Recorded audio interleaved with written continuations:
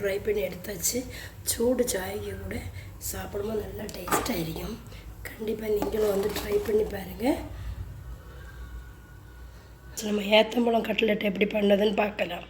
அதுக்கு முன்னாடி foodie with Vinu சேனலை சப்ஸ்கிரைப் பண்ணுங்கள், லைக் பண்ணுங்கள், கமெண்ட் பண்ணுங்கள், ஷேர் பண்ணுங்கள். 1 கிலோ ஏத்தம்பழம் வாங்கியிருக்கேன். இது கொய்யெல்லாம் எடுத்துடலாம். எல்லாம் உளிச்சு எடுத்துட்டோம். எல்லா பழம் கட் பண்ணி எடுத்துட்டோம். பேன் வச்சுக்கலாம்.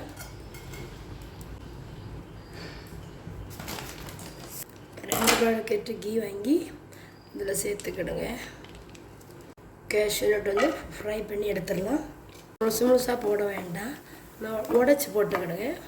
இப்போ ஃப்ரை பண்ணதை நம்ம எடுத்துடலாம். அதிலே நம்ம வந்து இந்த ஏத்தம்பழத்தை ஃப்ரை பண்ணி எடுக்கலாம்.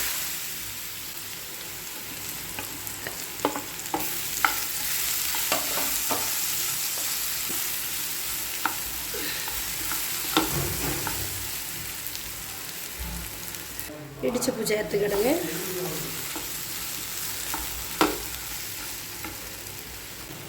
நல்ல பழுத்த கனிஞ்ச பழம்னா சுகர் கம்மியாக சேர்த்துக்கிட்டால் போதும். இதில் இப்போ நான் வந்து 3 டேபிள் ஸ்பூன் வந்து டேஸ்ட்டு தக்கன சேர்க்குறேன்.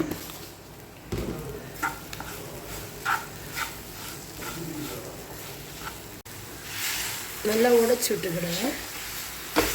இதுலையே நம்ம ஃப்ரை பண்ணி வச்சுக்கிட்டு கேஷ்யூ நட்டை போட்டு நல்லா மிக்ஸ் பண்ணி விடுங்க. நம்ம ஸ்டவ் ஆஃப் பண்ணிடலாம். நல்லா ஆற வச்சிடலாம்.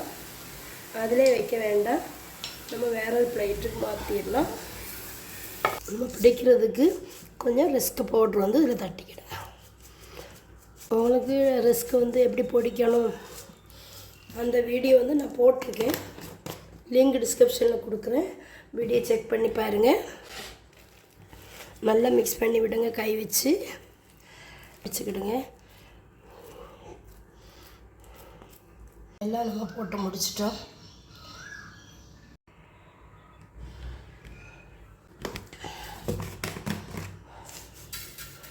ரிஸ்க் பவுடர் வந்து டிப் பண்ணதுக்கு எடுத்து வச்சிடலாம். நம்ம கார்ன்ஃப்ளவர் மாவு வந்து 2 டேபிள் ஸ்பூன் போட்டு இதில் நம்ம போட்டு எடுத்துட்டு கிறிஸ்பி ஆகிட்டு நம்ம ரிஸ்க் பவுடரில் டிப் பண்ணி எடுக்க வேண்டியதுதான். இதேமாரி எல்லாம் எடுங்க. நல்லா ஹீட் ஆகிடுச்சு. நம்ம இதை போட்டுக்கலாம். ஒரு சைடு நல்லா ஃப்ரை ஆனோடனே திருப்பி போட்டுக்கலாம். ரொம்ப ஹை ஃப்ளேமில் வைக்காதீங்க, கரிஞ்சு டேஸ்ட் இல்லாமல் இருக்கும்.